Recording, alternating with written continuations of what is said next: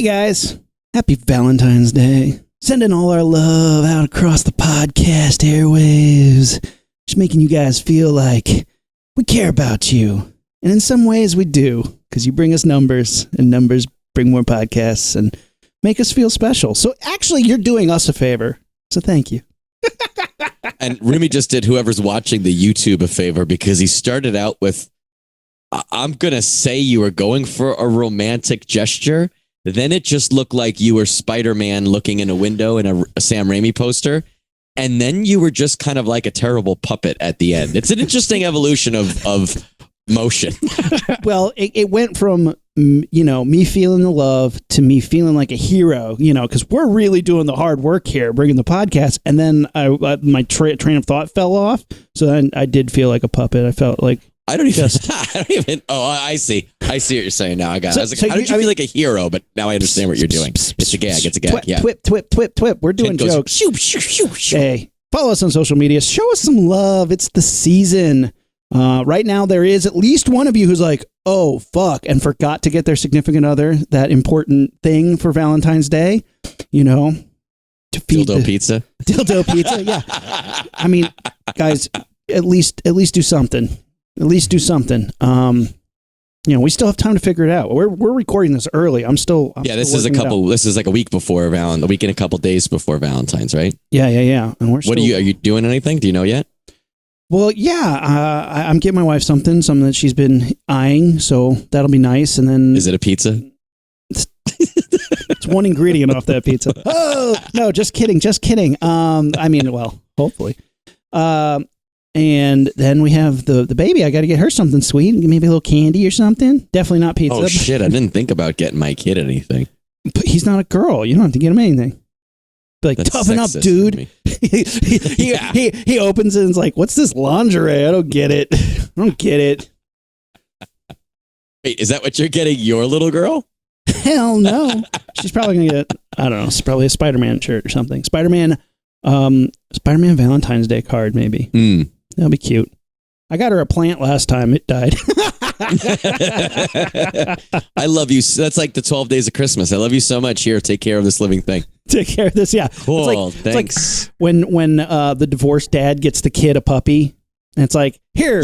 Yeah, take this to your mom's house. Take this to your mom's house. Man, yeah, follow us on social media, Facebook, Instagram, and Twitter at LaunchpadPod, and our website, launchpadpod.com. Check us out on YouTube. You can see our Valentine's Day special. Today, we are talking about, I don't think this movie's underrated. I think people know this movie's awesome, but it does not get enough love. We're talking about My Bloody Valentine. What's the difference between that and underrated? Because I don't think anybody's like sleeping on it. I think every time everybody watches it, they're like, oh, fuck, this is fucking awesome. Like, you just think not enough people are watching it? Yes. I think, I don't know. We'll talk about it. Let's get to it. But we're talking about that. And I also watched Valentine. We watched a bunch of these Valentine movies. Okay, good. Day. I'm glad you watched Valentine, because I didn't, but I watched a different one. Okay, we'll get to it. All right. I bet you mine out blips yours. Oh. We're going to have a puke contest later and see who wins. All right, let's get it started. Ignition sequence start. 6, 5, 4, 3, 2, 1, 0. All engine running. Liftoff. We have a liftoff.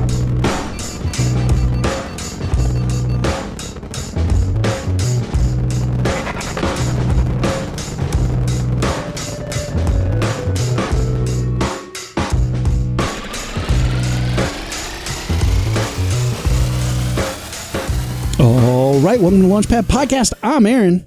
I'm Matt. Matt. That's what I'd look like with a receding hairline. Aww. Is that cool or what? I mean, it's not as cool as my hat, but, Boop. Your hair popped out. All right, here we go. We're talking about, it's Valentine's Day, and we're talking about, I love holiday-themed horror, and we're talking about My Bloody Valentine, which is the best Valentine's Day horror film, and its 2009 remake, and a few other Valentine's Day themed horror films. So let's start with the OG. My Bloody Valentine came out in 1981, and this director, George Mihalka, it's a Canadian horror film, and it's about a miner in a mining town, and he kills a bunch of people on Valentine's Day. Has 16 kills in it, and they're all pretty fucking great, especially if you're watching the Scream Factory special edition unrated cut with all the gore cut back into it, because those kills are fucking awesome. Did you rewatch for this episode? Yep.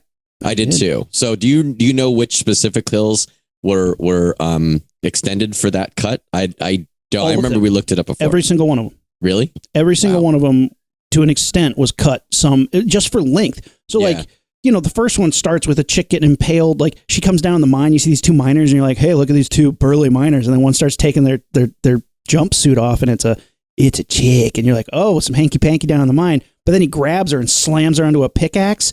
And that's stuck into the wall. And in the theatrical version, it just kind of cuts out off of her face screaming. But then in the unrated version, pans down and it's sticking out of her heart, and there's meaty chunks coming off. And it's like, whoa. Which is awesome too, because she has a heart tattoo over her boob, and that's where the top of the pickaxe pops out. Yeah. It's pretty. It's good. There's a lot of good kills in it, man. And so here's the thing: the first time I ever saw this movie was at the Launchpad. I think we watched it for Shitty Movie Sunday for Valentine's Day, and it was one of those ones this is almost too damn good. It was also one of those movies that because it's a blue collar movie, some of the items he kills them with, I'm like, I don't even know what that is. After seeing the aftermath, I understand the mechanism, but I don't understand how that works. For instance, one of the best gags in the movie, it's not a kill per se, but it's a scary horror set piece. I know exactly what you're gonna say. They're running through the showers, and for some reason they keep their jumpsuits and gas masks up in the ceiling, and they drop down and they look like ghosty people because nobody's in their clothes. So the clothes are dropping down, the jumpsuits are falling down, and then he comes out and kills this chick in the shower. But it's why are the clothes on this mechanism? Is that a thing? Why do they keep them up there? Does the steam clean them? Mine, you never went in the mines, Rumi? With a hat like that? You never been down in the mines? I've never been down in the mines. I've never swung a pickaxe. I don't know, man. I mean, but it's a cool movie. What do you think? You dig this movie? Fucking love this movie. And I remember watching it at Shitty Movie. I don't know if that's the first time I saw it or not.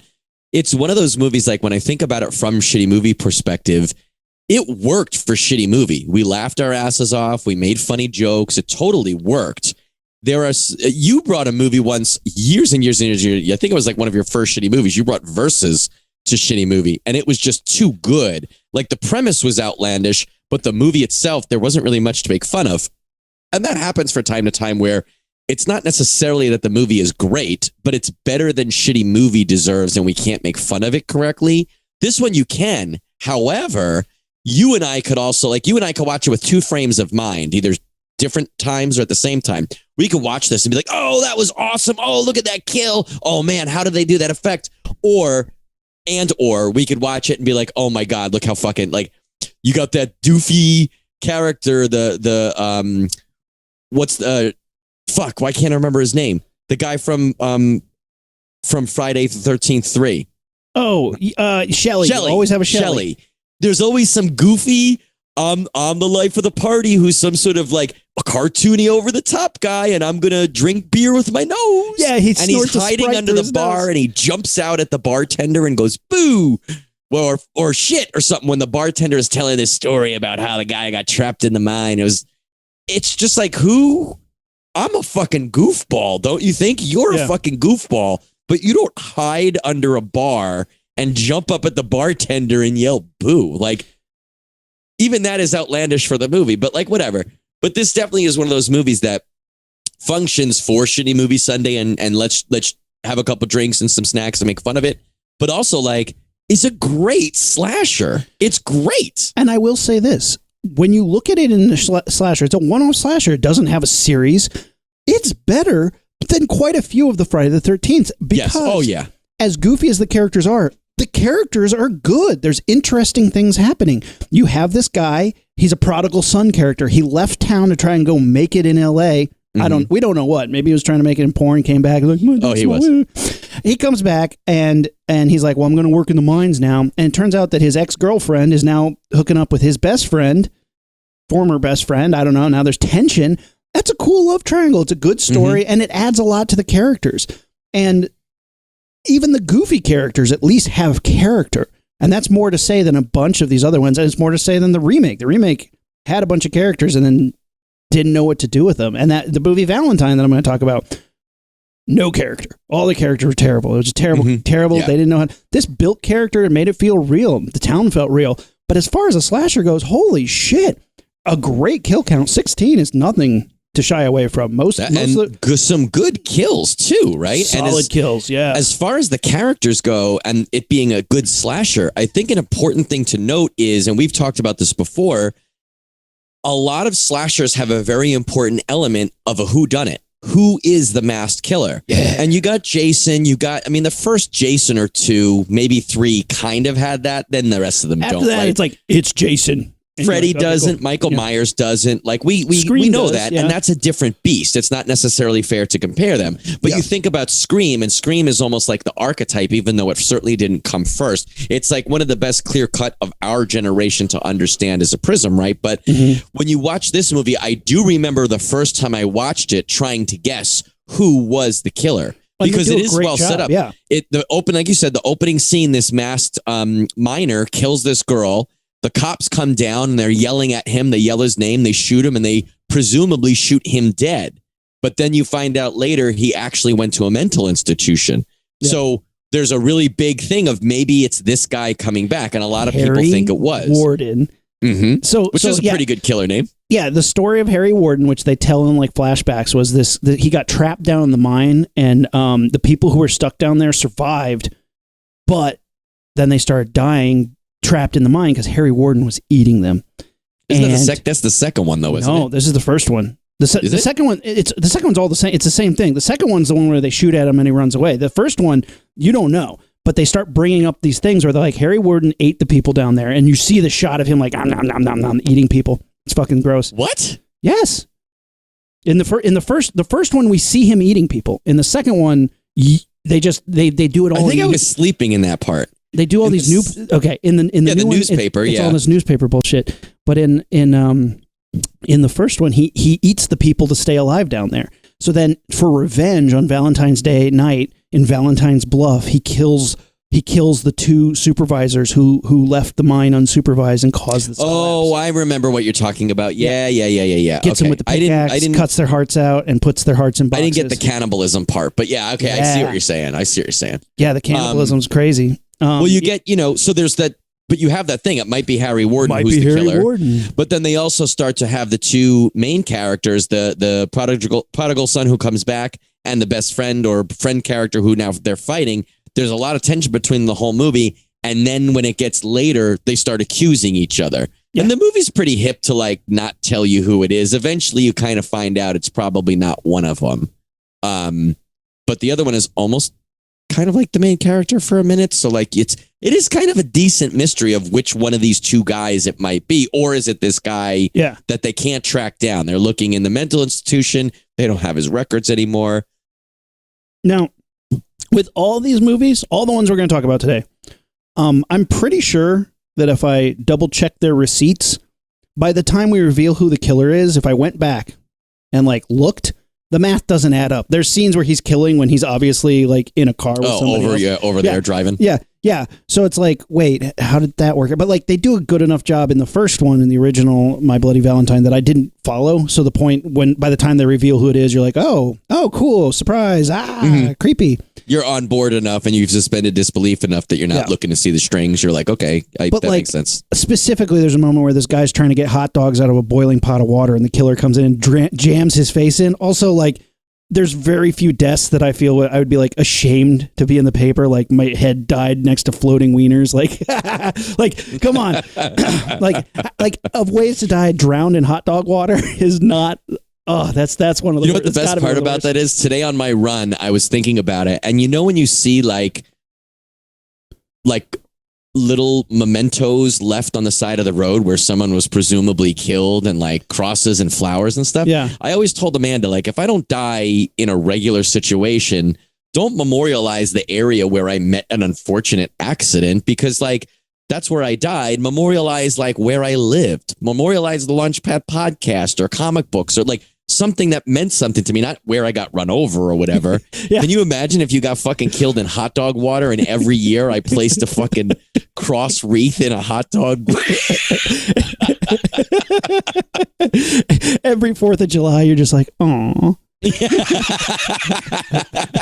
I boiled 12 a dozen roses every Valentine's Day for you. And play a Limp Bizkit album.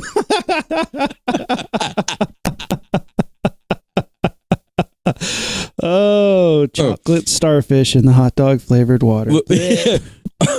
Well, we got a boiling hot dog water kill. We got one of my favorites is in the shower scene. The killer picks up this girl and jams her head on like essentially a sharp spigot, and then he turns the water on, and we see a couple cheat shots, but it's still an effective sequence of the water coming out of her mouth that she's suspended from the hook or from the thing. In the unrated one, they straight up show it coming out of her mouth. Out of her mouth. Yeah. There was one, I read something that said there was one where like the water turns red, but it looked so fake they didn't use it, but that would have been cool. But like, okay, that was one of my favorites. What else did you like? One of the best ones, they get there's the Harbinger character who's like the crazy Ralph. This room. I'm going to tell you about Harry Warden. Like he's trying to scare them. So he sets up this like basically Pepe the Bonu clown. But at the mine. So I know we've talked about this movie before. Have you mentioned it like that before? Because I feel like if you said this 2 years from now, I'd still laugh about it. I guess there's some explaining to do. In the movie, he sets up like a puppet that's like a miner with a pickaxe. So when you open a door, he raises the pickaxe. And it's a puppet. He sets it up like a full-size. Pepe the Bonu clown was, when we were at the launch pad, we set up this marionette puppet that Matt got from Mexico that was a horrifying clown with a sombrero on that we rigged with, I think, dental floss and a couple eye hooks so that when you open... Yeah, eye hooks and pulleys, like literally pulleys. When you open the bathroom door, he'd just fly at you, and we'd use it to get guests every time because the bathroom was literally right next to the TV. So during Shitty Movie Sunday, you'd have like 20 people packed onto this couch and a new person's there, and they're like, hey, where's the bathroom? You're like, right there, we won't listen. And everybody waits. With bated breath, you're like, and then open the door, and most of the time they'd go, but every now and then they'd like turn back to us and be like, don't listen to me poop. And then they would miss the reveal. But the best part of all of that to me was always you had a little puppet, the size of, I don't know, a shoebox, now dangling at head height that they would then have to scoot around. Like they didn't want to touch it, not because they weren't afraid, but because they didn't want to fuck up whatever mechanism we had. So they'd have to like kind of push this dangling clown aside. And then what I never thought of, especially girls or anyone pooping, they had to like face the back of a hanging clown, right? Like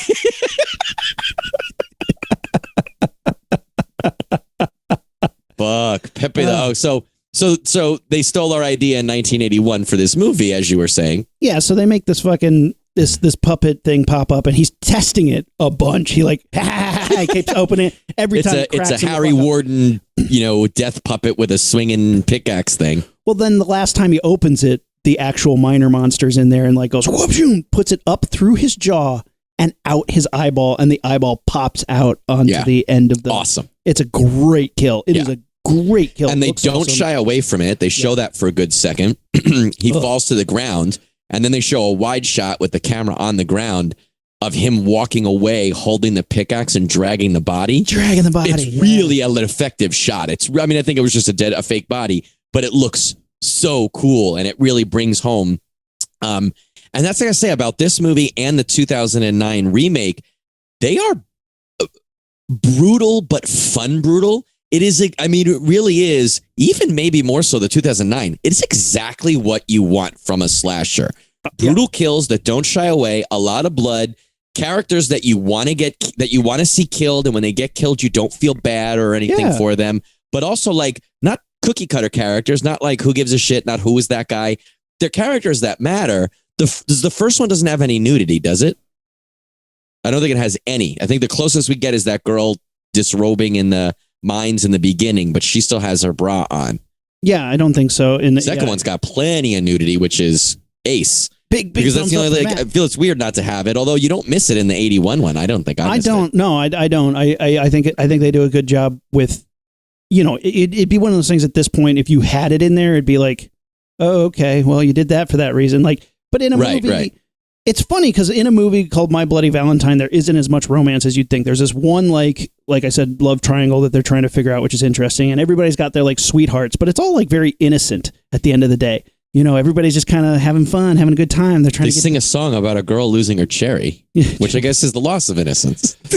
But they're like getting ready for like the town dance. It's not like I guess. It's not what you would think the miners would act like. But they're not fucking on mattress store beds 3 feet from their friends.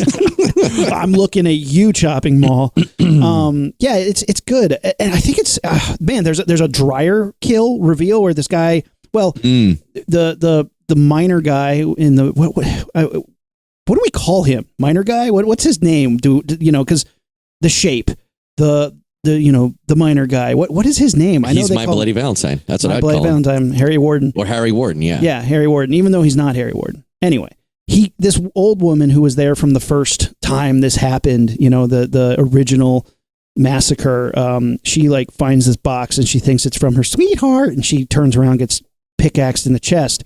But it's kind of off screen, so you're like, oh, I wanted to see it.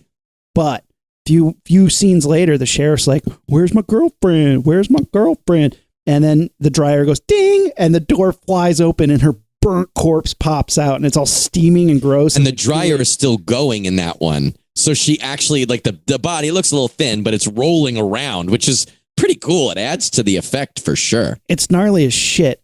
Yeah. There's just a lot of them, a lot of hearts in boxes. It's cool. And then at the end, you find out who the bad guy is.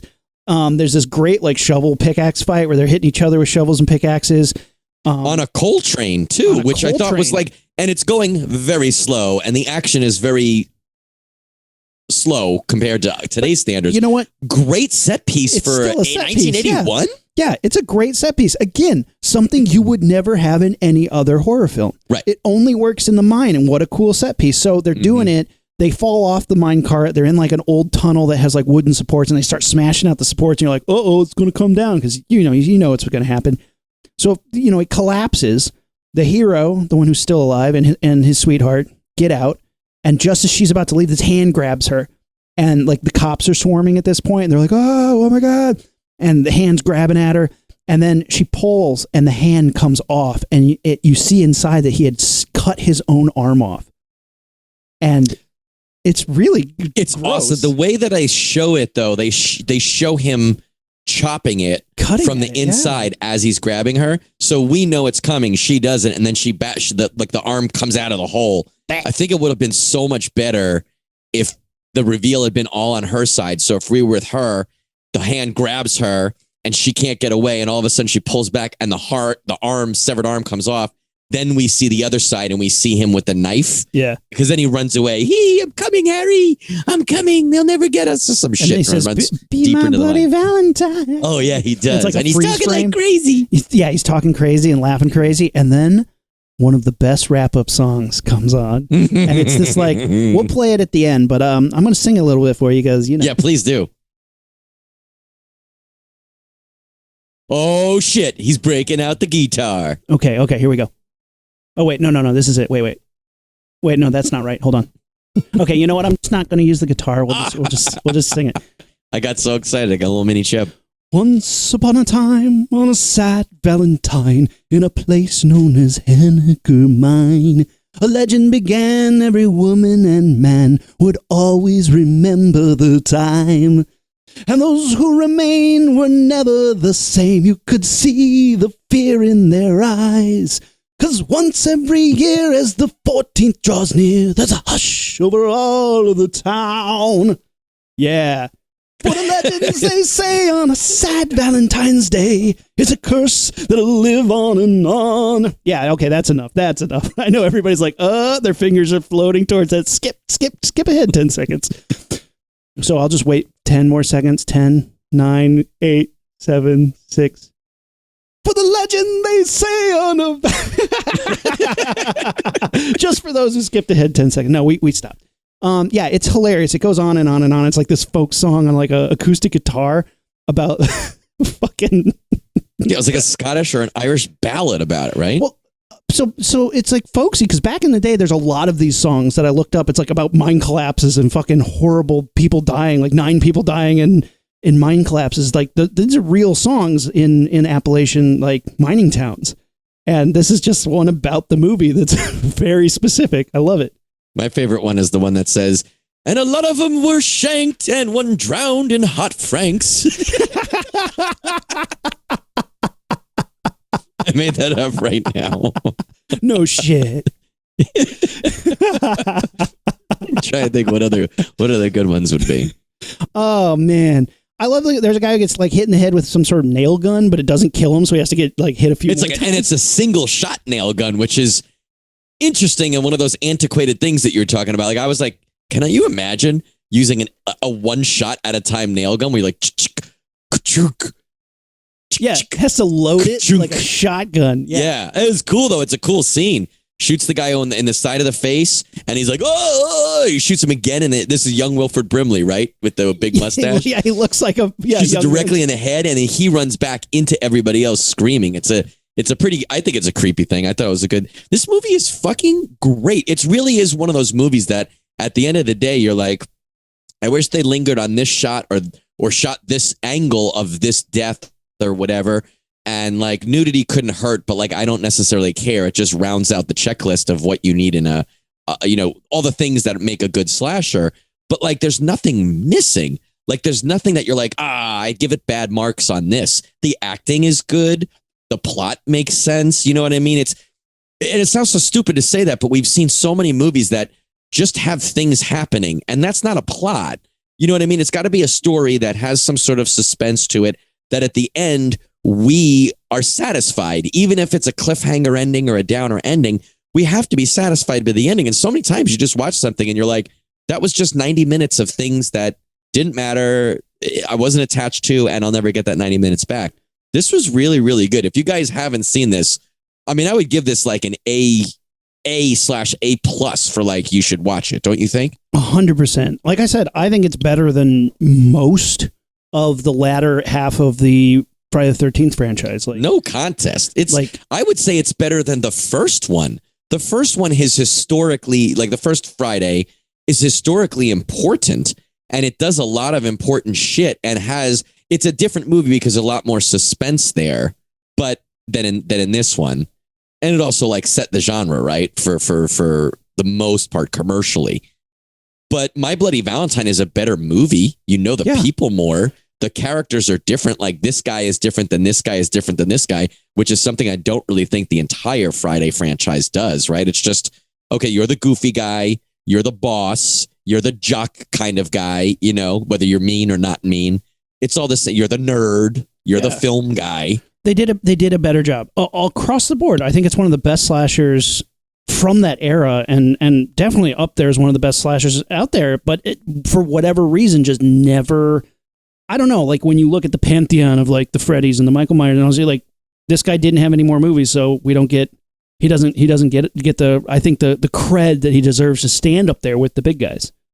Well, and I'm writing this in my notes now because I just had an idea. We should do an episode about crazy kills.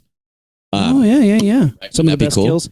Hot dog kills got to go on there. So you know, the guy who plays the sheriff in this movie has a couple very interesting credits to his name. He did a lot. I mean, this guy has done a lot of work, but he started doing voice work in the 80s as he started to shy away from like live action roles as he got older.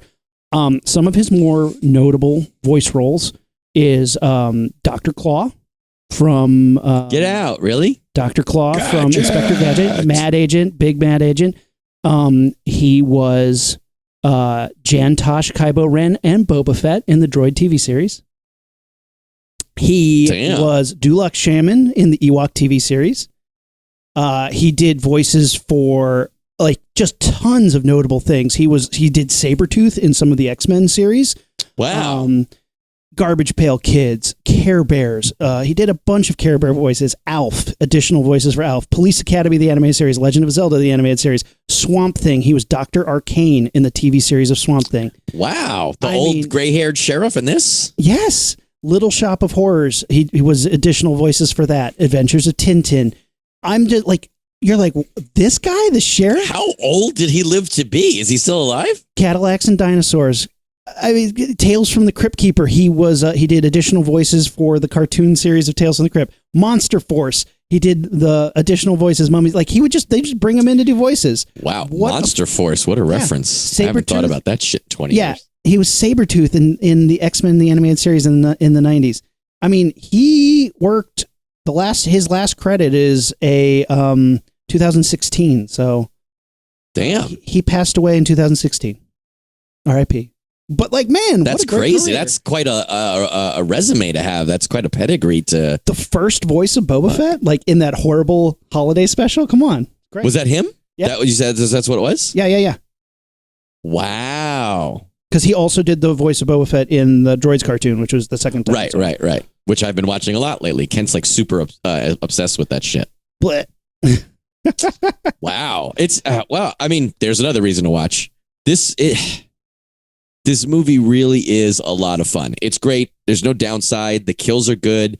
And even if you watch the rated version, the not uncut version, it's still really good. But the unrated, obviously, this is one of those that I've seen both. Sometimes you see both and you're like, what's the difference? Or you see both and you're like, all you did was add a quarter second of blood and that one conversation between those two B characters. This is definitely like, it's worth it for the kills, for sure. Kills. And the fact that they have them, it looks great. They look great. The kills are well done. It's great. I fucking love this movie. Every time I watch it, I like it more and more.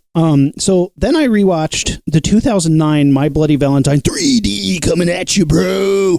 So this is 2009, the same year we had our first Friday the 13th remake as well. Mm-hmm. And watching this, so the first one in the 80s had 16 kills. This one has over 30 kills. This is a behemoth of slasher. When you look into kills in a movie, outside of movies where there's a train crash or a plane crash where it's like, haha, 200 people, yeah, but you didn't see it. This one, you see over 30 kills. And a lot of them is like discovering a body, so I guess that counts, but still, it's like gory as hell. This movie is gory as hell. Some of the CGI blows. Quite a bit of like, the CGI blows. You mean the CGI that like pretty much was specifically for the 3D, right? Yeah. Most of it was for 3D. A lot of the kills are very CGI heavy, which give it or take, give it or take. Sure. At least they're showing it. At least they're attempting it. So I give them like, for crappy CGI, I at least give them a wow factor because they're like, yeah, rip his jaw off and it flies at the camera. Yeah. Like, cool. But it's better than Blade. Like Blade is like, come on, man. There's a lot of 3D gimmicks that kind of suck. The characters in this movie, look, the first movie did such a good job.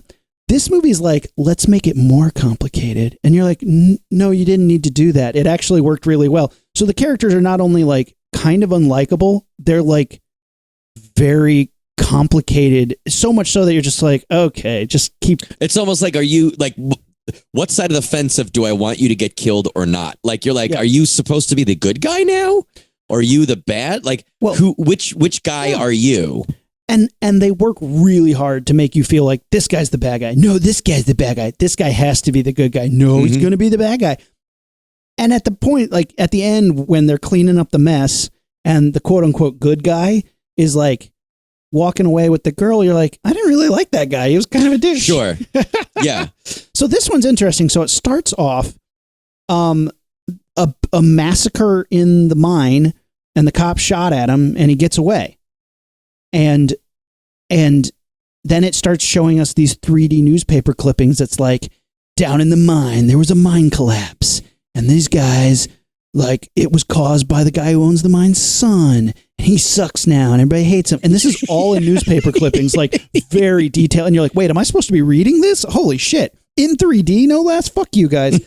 And then it's like, Harry Warden was down there and he's in a coma. He's the only survivor. And he killed all of them to save oxygen. He didn't eat them in this movie, which was like, what? Come on. The cannibalism. You may as well. You might as well. At this point, this movie goes so balls to the wall. Why wouldn't you? And they're like, he's asleep. And then we find Harry Warden out of the newspaper clippings. He's lying in bed in coma, and then he wakes up, and it's like, dun, dun, dun. And we go to the mines where the kids are, and the kids are hanging out and drinking in the mines and hooking up, and the truck rolls up, and this dude shows up, and he's like, I'm the son that caused the accident, and now my dad's dead, and I'm going to own the mine. And they're like, oh. And Harry Warden shows up and starts killing the kids. Holy shit. Whoa. And he kills he kills 14 people in a hospital to begin. So we see, and we don't see it, but it is Yeah. a great reveal when Sheriff Tom Atkins gets there, and there's just fucking like bodies cut in half, blood everywhere. It's one of the best like walk through a massacre scene that I can think of off the top of my head. It looks baller. It looks cool. You think it's like one person in a bed, and then it's like, oh my God. And then there's a cut in half person, and then there's like more bodies, and then a hand. And you like, just want to falls see into frame. more and more. It's so cool. Tom Atkins. You know what this movie doesn't have enough of? Tom Atkins' ass. Say that right now. Hook it up with some super hot young girl for no reason. No reason. Tom Atkins from one of our favorites, Halloween 3, of course, and Night of the Creeps, and The Fog, and any number. Tom Atkins is the man. He shows up, and you're immediately excited because you know he's going to be a badass. So the mine, there's a massacre going on, and there, you get the 3D pickaxe flying at people. Like I said, the cops show up, they shoot at him, he runs away, and then it's like, boom, 10 years later. And now, the kid has come back to town. His friend, who was the asshole, is a sheriff now, and he's married to the prodigal son's girlfriend now. Basically the same setup as before. Yeah, very similar archetypes of characters. The stakes are a little different, but right away the sheriff is like, hey, honey, I love you, and I love that we have a son together and that we're a family, but I'm banging this hot side piece, and you're like, I immediately don't like you. I don't like this guy. I don't like him. And the hot side piece is like, I'm pregnant. He's like, whoa, whoa, whoa, whoa. So right off the bat, you're like, oh, so he's going to kill her. He's going to be a killer because he doesn't. But like, they're in this weird, like, their little fuck shack is this like out in the woods. Cabin. And you're like, dude, have some class. Yeah, get a hotel room. We know she even says that. She's like, can we get a hotel? He's like, I'm the sheriff. Yeah. She's like, can't we tell your wife? I'm like, maybe. Oh, this is so awkward. Anyway, and the son who's come back, the prodigal son, who's like, oh, I own the mine now. He's like, I'm going to shut it down. Mines are old fashioned. Yes, I agree, but also everyone that you know works at this mine. So you're basically saying like, I'm just going to kill this town outright. Right. Which, hey, you know what? Some jokers wear makeup and kill Batman. You do use Supernatural. You do use Supernatural, boy. But like everything's super convoluted now. Like everybody, like the fact that they've added all these layers makes it very complicated. Then people start dying, and the deaths are pretty gnarly, if not overly CG, but fucking plentiful. In the first movie, and I'm gonna throw out a little research credit to Dead Meat, the channel Dead Meat. I watched Dead Meat James to get some of this information. In the first movie, he does these kill count videos and kind of counts it down. In the first movie, a kill happened every 5 minutes, 5.5. In this movie, a kill happens every 3.5 minutes, which is wow. On average, you mean? On average, yeah. Yeah. Which is wow. Yeah. So there's a fuck ton of 30 kills. And when they start going, man, it's good. But they work hard to be like, it's the sheriff guy, isn't it? Oh, no, it's the son guy, isn't it? Yes. Oh, no, it's Harry Warden, isn't it? And they work really hard. There's a scene near the end that's one of my favorite where she's in the car with prodigal son. Her douchebag sheriff husband is trying to find who's doing it. And prodigal son has just convinced the girlfriend that it's her, the woman, that it's her husband, the sheriff. And the sheriff calls her and is like, are you in the car with him? Get out now. Like, it's him. We know it's him. Yeah. And it's this great moment of he's like, hey, what who was that? Who was that? Where you're like, oh shit, now I don't know. And I love it. Like, that was, I think, the coolest part for me in the movie, aside from all the cool kills and whatnot, because it actually was a well done, like, oh fuck, you are in a situation now because you don't know who to trust. I was like, that's cool. That's a cool way to set it up. And I think this movie is definitely trying way harder than the original. But you think about the time frame that each are made, right? And you have the 1980s and the way slashers were done then. My Bloody Valentine is a pretty good example. It's one of the better movies in that genre, I would say. Then you come to 2009. This is like, it's very Final Destination feeling to me. And, you and I did a whole episode or two about Final Destination, about how much we fucking love that series, just because it is so over the top and what it is. And I remember when I watched the first Texas Chainsaw remake, I was like, well, clearly I'm not going to like this. And it was great.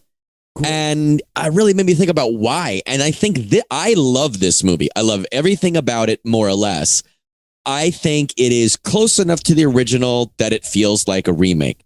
It's different enough. They've changed enough little things that you're not just watching the Gus Van Sant Psycho remake where you're like, this is just a less good version of the one I already saw.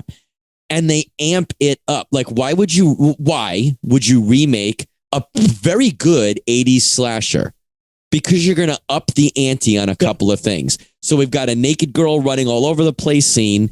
We've got, like you said, literally twice the amount of kills. They're way more brutal. And again, in that fun way. You and I have talked about kills or movies that like cross the line where like we're like, that was almost either distasteful or just disagreeable to me. Yeah. I'm not worried about this. When they kill a pregnant girl, I'm not worried about that. It doesn't make me feel bad or anything.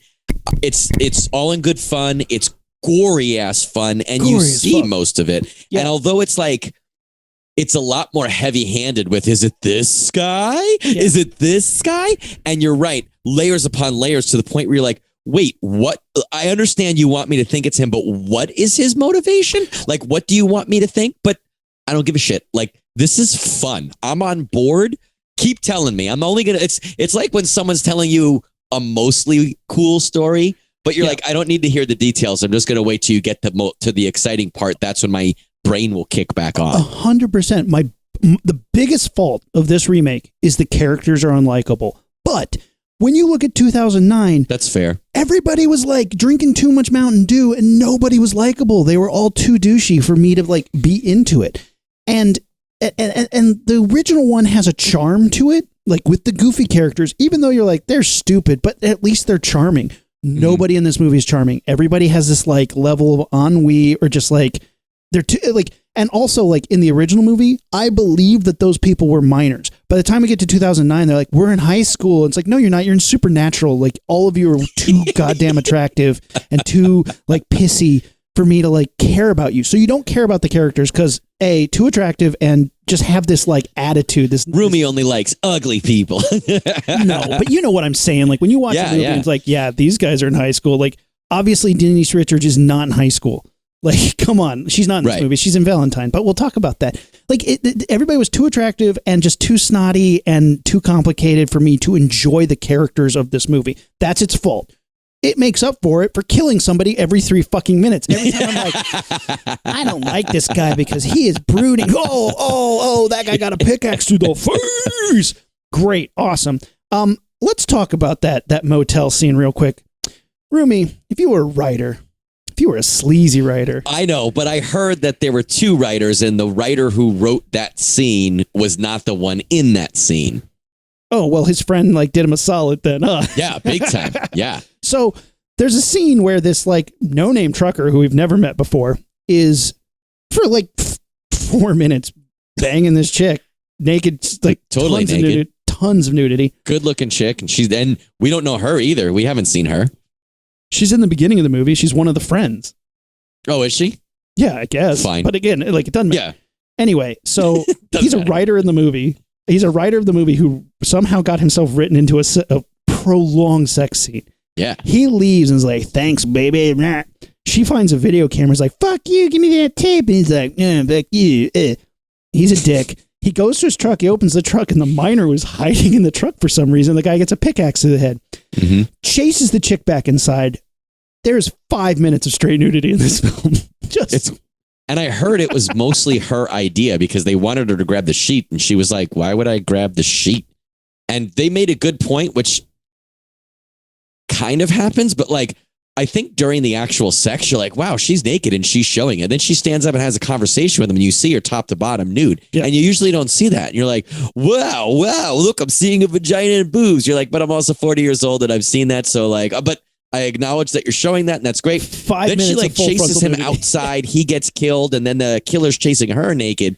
And for the most part, I'm more interested in the kills and what is happening than the nudity. It's not that I didn't notice the nudity, but it certainly is not like, it doesn't feel super gratuitous where like when you see like girls in the shower, just to be in the shower, you think so? Okay. You weren't. Okay. It's within the context of the scene. Yes, I will give you that. It isn't like, hey, we didn't have to be in this scene, but the whole scene's gratuitous. The whole scene's gratuitous because it's to get a pickaxe in this guy's head, chase a naked chick down, have the little person hotel manager come in. She's like, "What's going on in here?" And he gets a pickaxe through the head up into the ceiling. Yeah, he which is underhanded,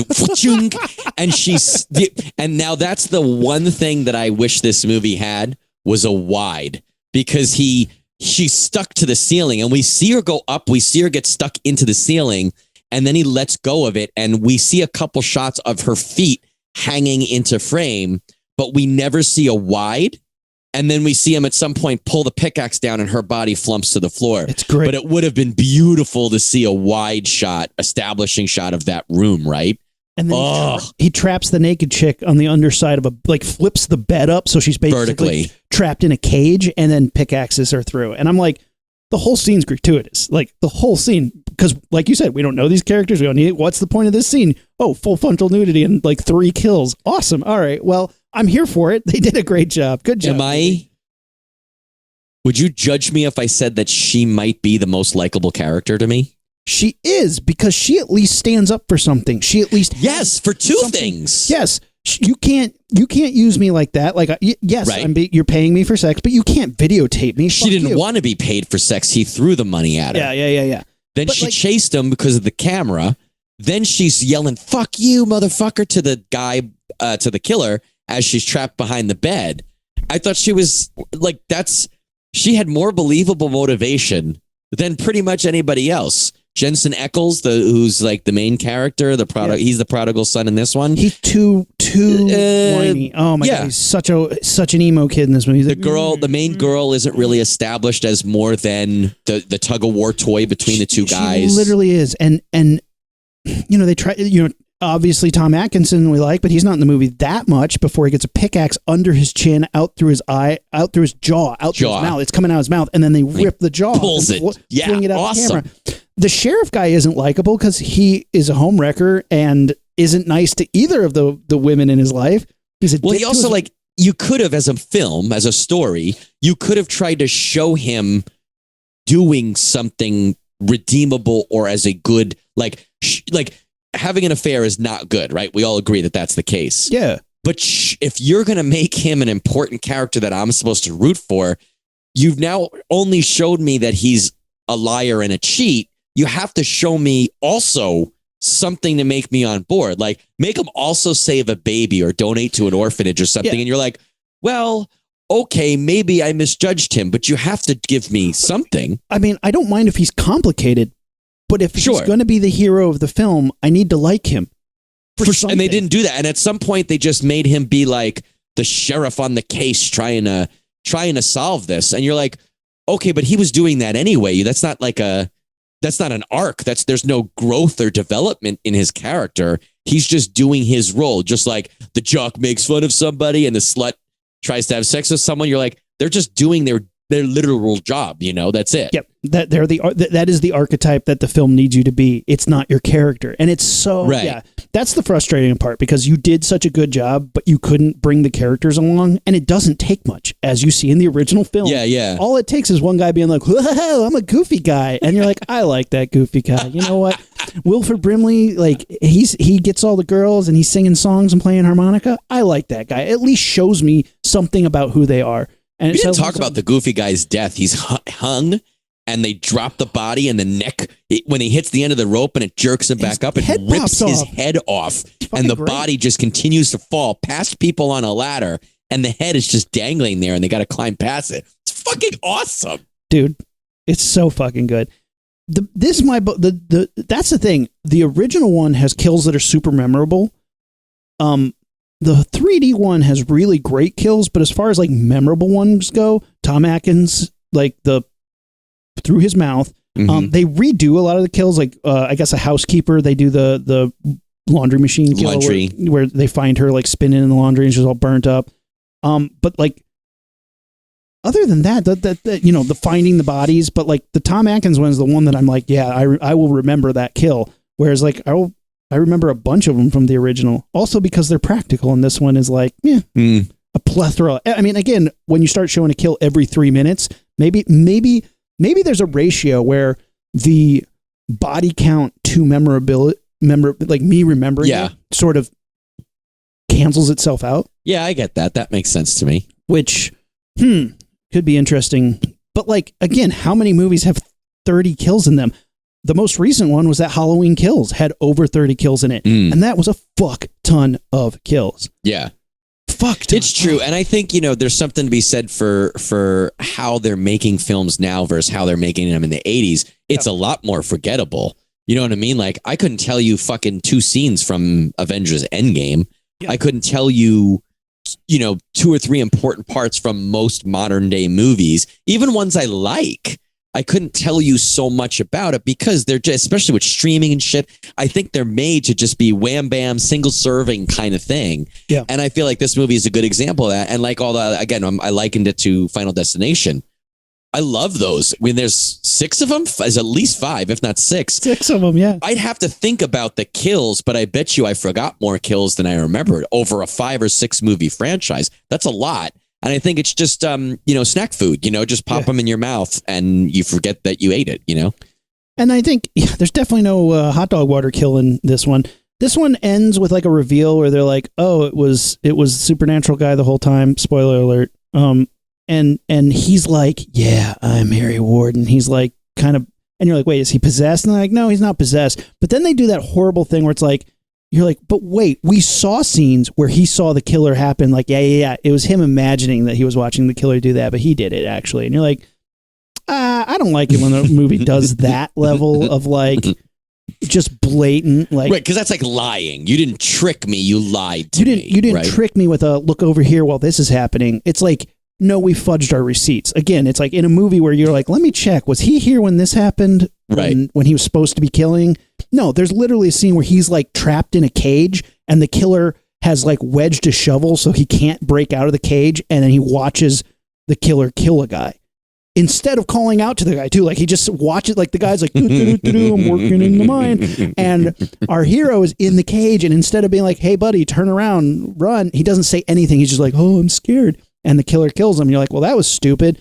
And then they reveal it's like, oh, but that was him imagining what happened. He actually killed him. And you're like, what? That's stupid. But whatever. At this point, I'm here. It's cheap for sure, but it's almost like the same level of I don't care. Like, there's no, at the way that movie was structured and filmed, there was no way you could have done something where you're like, and this was the killer or this was the ending. There's no way that the way the movie flowed that I would have been like, whoa. Yeah, none of it matters. Like, okay, cool. That's fine. And none of it matters. It doesn't. There was a showdown between the heroes, quote unquote heroes, and the killer. At the end of the day, you kill somebody every 3 minutes and kept me very entertained. Oh, it's fun as shit. I would absolutely watch this again. I don't know if I would buy like a super special edition, like $40 Blu-ray for it. Looked online last night. It's not $40, it's $20. But yeah, for $20, I'm going to buy the 2-disc 3D 2D version of it. Yeah, okay, I'll get that. I'm on board. It's got special features and shit, so it's like for $20, that's worth it for me.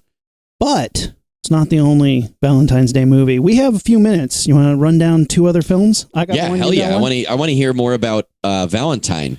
All right, Valentine Day, 2001. This is called Valentine. No, is it? Okay, Just Valentine. Singular. 2001. This movie, bleh. It's got Buffy's boyfriend in it, right? Yeah, David Boreanaz, Denise Richard, and a couple other people. Nobody in this movie is likable. Not a single person is worse than likable. What you're complaining about for My Bloody Valentine 2009? So much worse. Because at least My Bloody Valentine 2009, the characters were characters. Like, I'm a sheriff, here's what I do. This movie, I can't even tell you what they do. They're like, we're rich. We party at mansions. And so here's an example of their idea of character development. At one point, this girl, her boyfriend knocks at the door and is like, oh man, I got kicked out of my house. I need a place to stay because I'm sinking every penny I own into this startup. Man, that's your character development? When we meet Buffy's boreanaz, Spike. David Boreanaz. David Aurora Borealis. David Aurora Borealis shows up and they're like, and he like literally has a bottle of alcohol sitting next to him on the scene, like, oh, you're drinking again, you're an alcoholic. You know how we don't like that you're an alcoholic. You know how we used to date and you're an alcoholic, so I hate that you're an alcoholic now, and I can see that you haven't stopped being an alcoholic. And he's like, I did, but I quit, but I want you back. So I'm going to quit. I didn't even open that bottle. It's just there to remind me how strong I am, blah, blah, blah, blah, blah. And you're like, I just met this character and you're just getting it all out of the way. That's not how you build character. That's can you imagine like friggin' the Carillion Corvette gets sucked into the Star Destroyer and Darth Vader walks up and Princess Leia is like, well, if it isn't the murderous Jedi who destroyed planets and killed a lot of people and then influenced the Senate and all that. Like, what? Wait, whoa, what? Yeah. It's instead of letting you find out who these people are through other points in the movie, they're like, we need to get this shit out of the way so we can kill these people. Terrible. And every single one of them's like this. The movie starts with like a classic like Terror Train setup where it's like, well, I'm a nerdy kid. I'm going to go up to these pretty girls in high school. And like they're young in this. They're like teenagers. Hey, you want to dance with me? No, you fucking nerd. You're ugly and stupid. Hey, you want to dance with me? No, fuck. Bringing back memories. Yeah. So all the girls, in the beginning of the movie, this guy goes and asks like 4 girls to dance, and they're all like, "Fuck you, you're a douche." Except one's like, maybe later. And then he like starts kissing this other girl, and she's like, "Yeah, I'll make out with you under the bleachers." Like, cool. So he's making out with her, and then these like douchebags show up and like pants the kid and give him a swirly and like start beating him up and throwing him around. And it's like over the top bully shit where you're like, okay, this is. I'm getting to the point where I need this to stop, or I don't want to watch this movie anymore. It's like just torturous to watch this kid get bullied. And she's like, he assaulted me. Like she. Making out, like she's claiming he assaulted because she doesn't want to be seen making out with this guy, and his nose starts bleeding, and he's like, oh, it's like not because he's getting punched up, like it just when he gets nervous, his nose bleeds or something.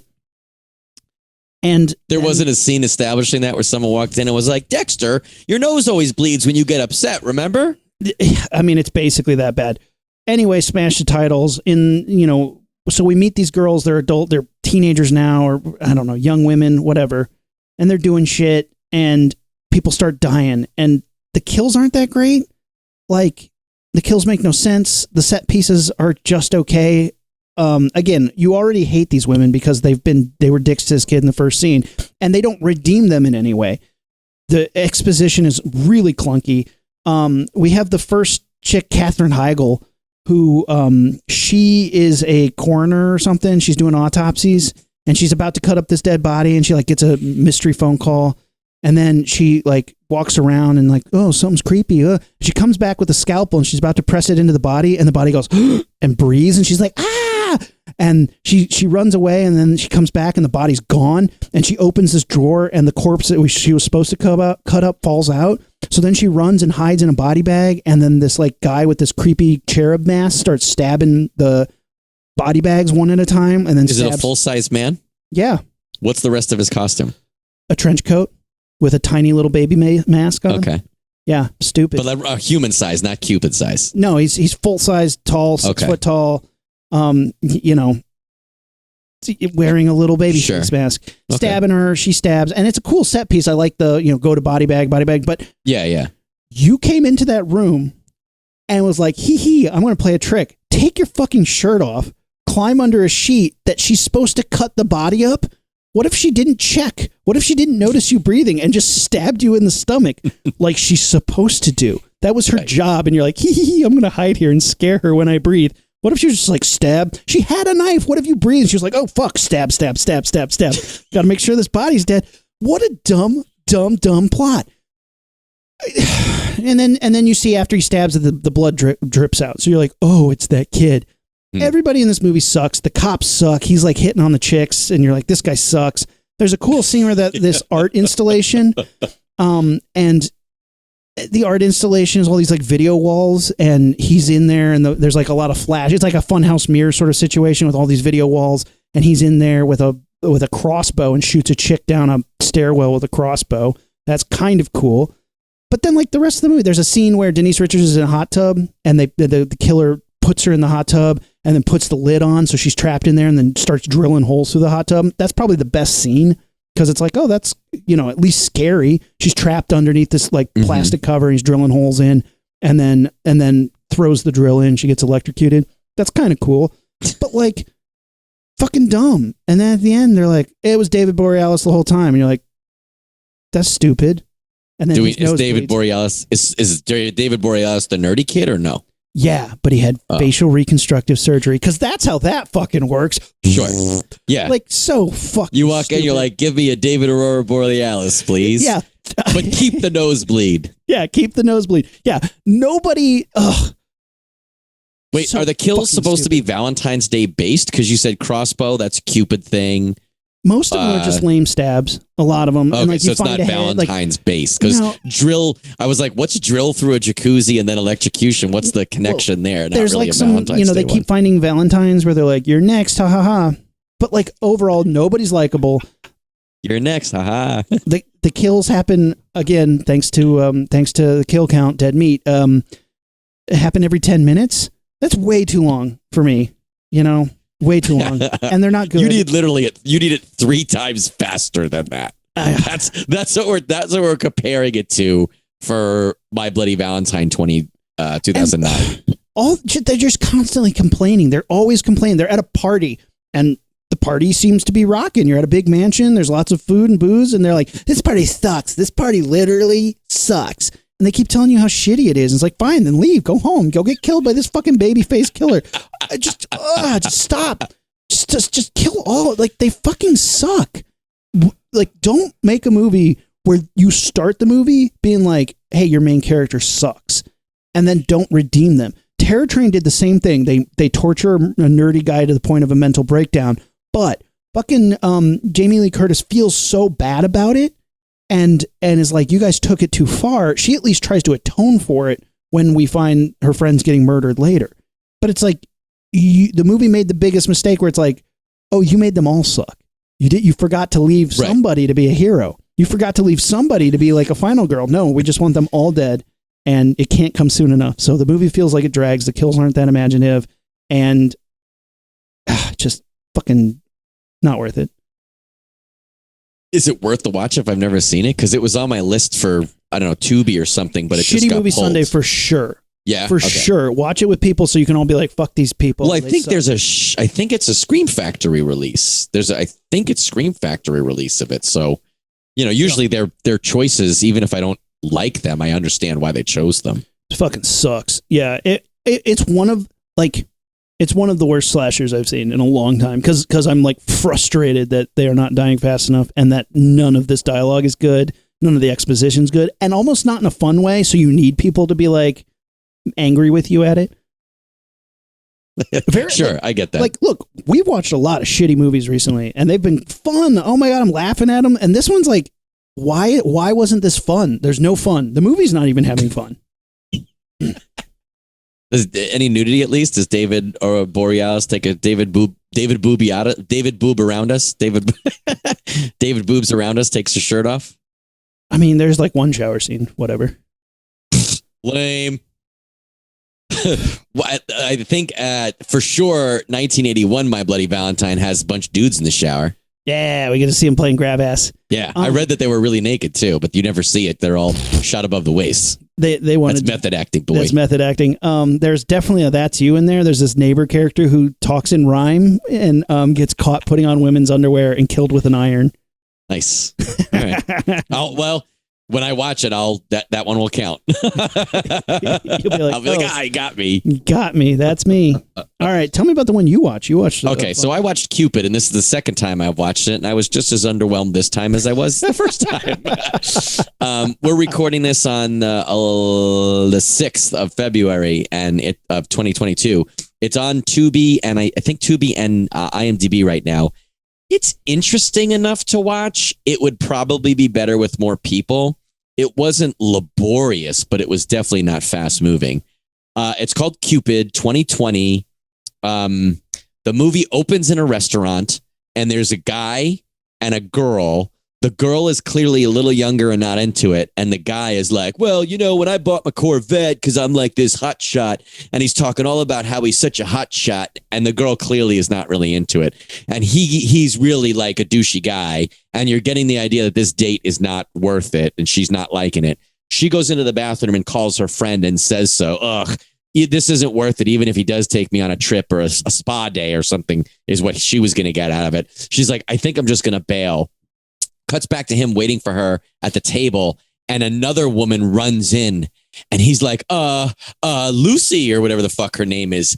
What are you doing here? And she's like, I'm sorry. I fucked it. I fucked this up. I made this terrible. And I don't remember I think it's revealed somehow that she cast the spell.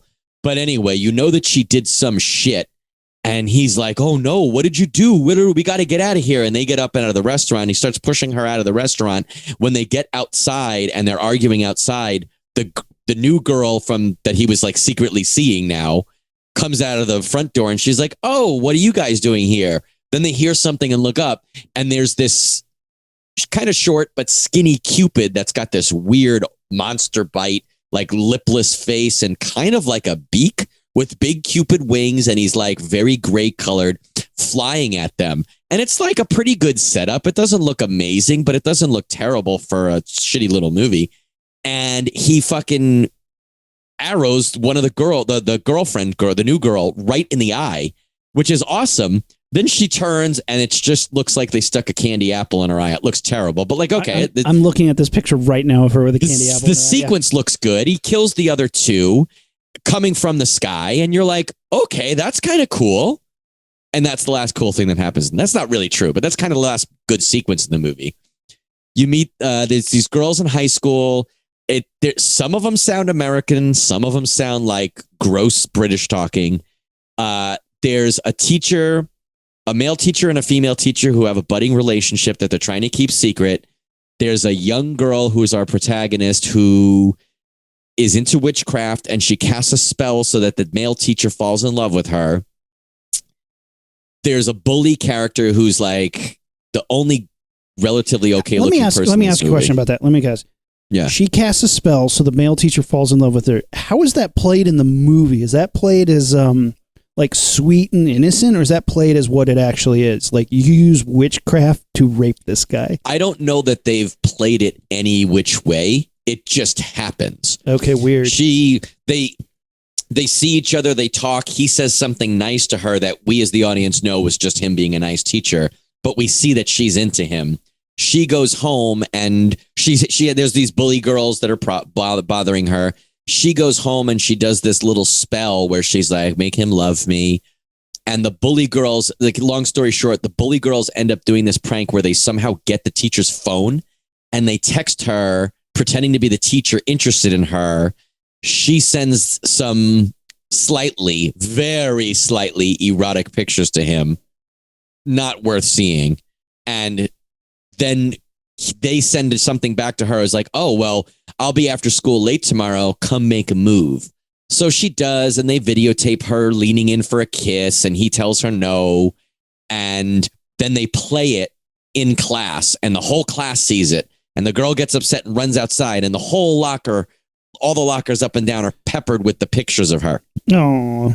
So she goes home and she opens up her magic spell book, and there's a kill everybody about love book. And she casts a spell to ruin everybody because of love. Some bullshit. And this creature comes up behind her, looks like death with a robe, and is like, who do you want this on? And she's like, everybody at my school. So now Cupid comes and just starts randomly killing people at school. Points for they try to make the deaths Valentine's Day related. He is throwing Valentine's Day cards like ninja stars at one point. It's executed terribly, but a good idea.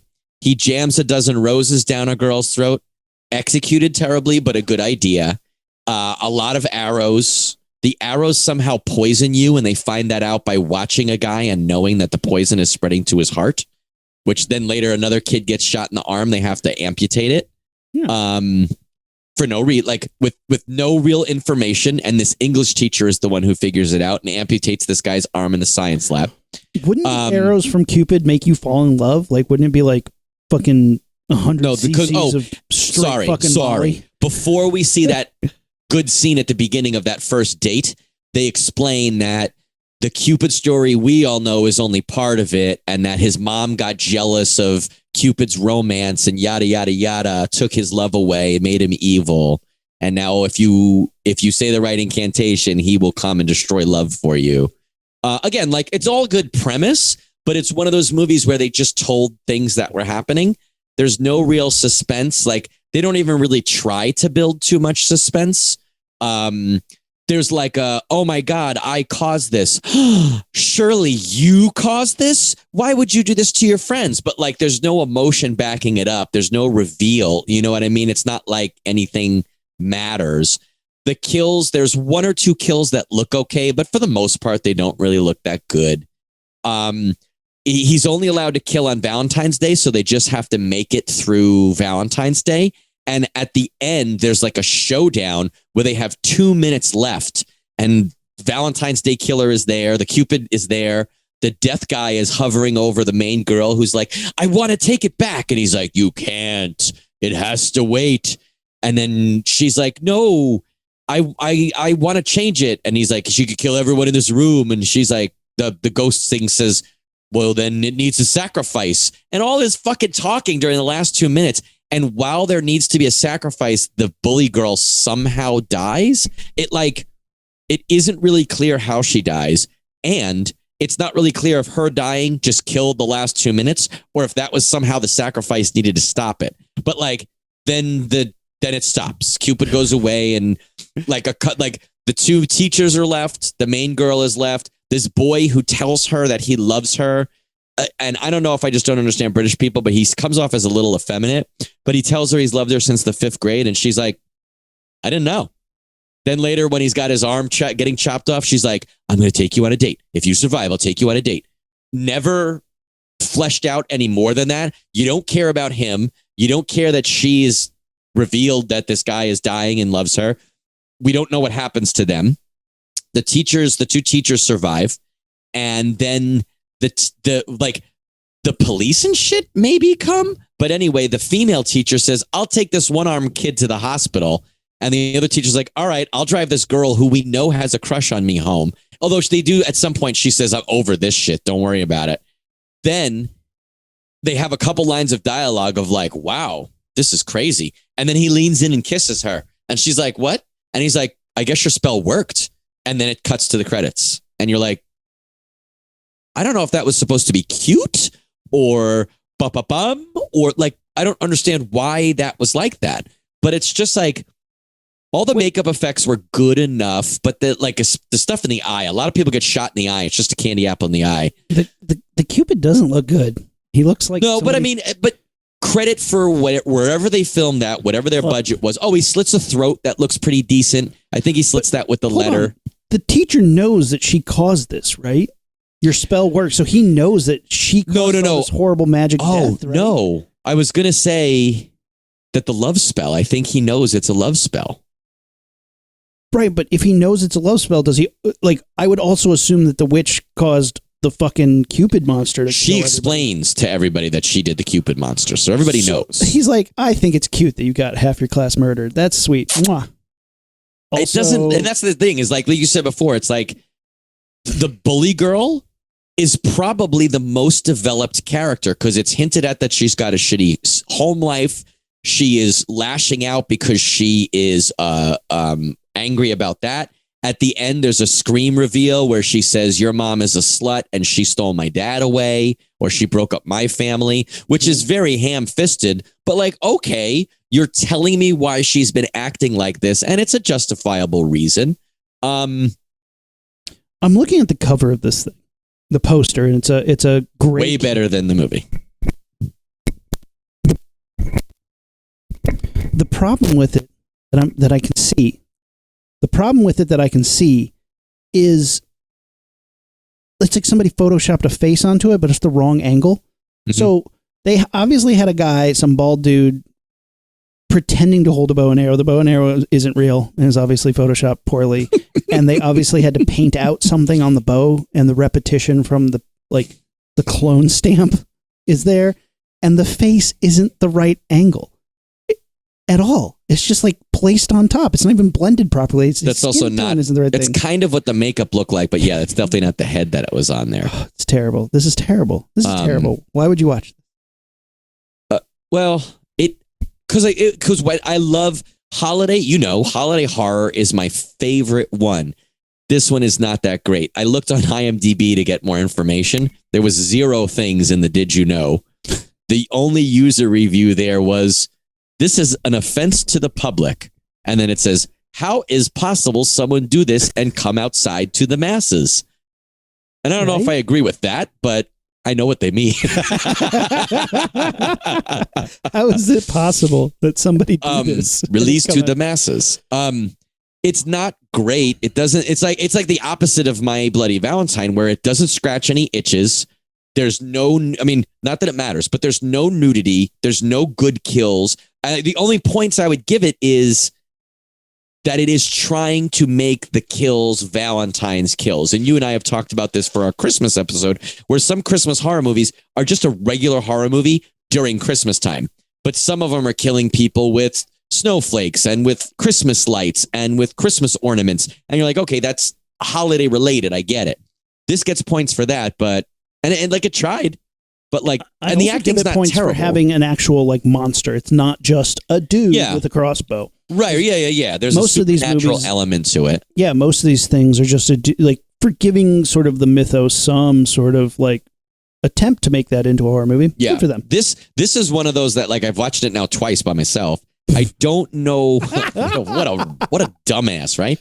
I don't know if this would work for shitty movie. You know what I mean? Like I've seen it, and if someone else put it in the vote, I might not vote for it because I don't know how funny we could make this, you know. Fool me once, shame on me. Fool me twice, shame on me some more. Make a podcast. Yeah. If I had to watch this thing 3 times. Ugh. Lord. Well, yeah, I think that'll be the last time I'm watching it. I'm not buying it, and you know that I buy anything that I remotely think is cool or worth it.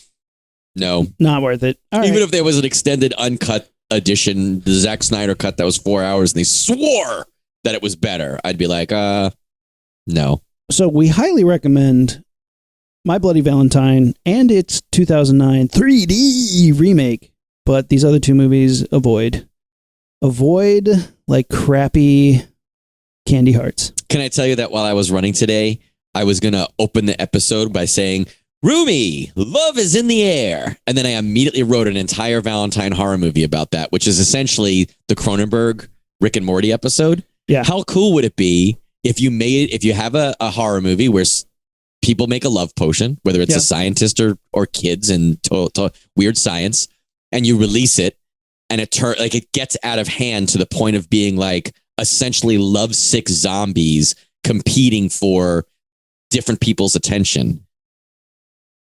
Doesn't have to be Cronenberg. Like, isn't that the?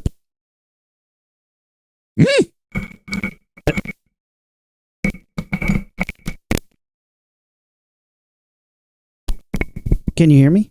Yes. I don't know why my microphone is having such problems today. That's the point of the movie Ravenous, isn't it? I didn't see it. They're all like horny zombies? No, that's the best kind, though. Not like I would make a horny zombie movie called Zomballs. No, not like this. Yeah, this one's much more horrifying. Wait, yeah. not Shivers. That's the Cronenberg one. No, maybe it is. Maybe it is the Cronenberg one. That's where like there's like a worm that gets in everybody, and it makes them horny and fucking creepy. I think that's Shivers. Shivers, yeah, maybe it is Shivers. I don't know. But I want this to be like widespread. Like this is Dawn of the Dead, but based on a love thing. Blech. And maybe it's not like they're killing each other or violent, but they're trying so hard. Like it essentially would be almost like raping zombies, but you wouldn't get to that point. Your heroes would have to get away. Your heroes would have to get away. Yeah, that sounds horrifying. I mean, right? A horror movie. What was I going to say? I watched a wild movie last night, and I do want to talk about it briefly. We have such little time left. Watch Titan, guys. That movie's fucking Watch wild. What? Titan. Titan? Titan. It's a French film. Ooh la la. Ooh la la. And it is, I mean, it won the Palme d'Or at Cannes, so you know it's very fancy, but it is wild, dude. Is it horror or Valentine's related? No. This is just a classic Launchpad digression? Yeah. Yeah. I watched it last night. My wife and I watched it, and afterwards we're like, what the fuck did we just see? And we talked about it for a while. It's probably a little more avant-garde than most of our fare. You know, like the movie Mother almost. Did you ever see that? Yeah. Which I actually liked a lot, but like I couldn't explain it to you. It's like that. but with more car fucking. Now, when you say car, That's it, guys. Follow us on social media, Facebook, Instagram, and Twitter at LaunchpadPod, and our website, launchpadpod.com. Check us out on YouTube. Let us know what car fucking movies you've watched recently. Let us know what movies you like for Valentine's Day. Do you guys like My Bloody Valentine? Let us know. We love hearing from you guys. Till next time, we are the Rocketeers. Let's blast this thing off. Whoopsh. That's it. We are out. Ignition sequence start. 6, 5, 4, 3, 2, 1.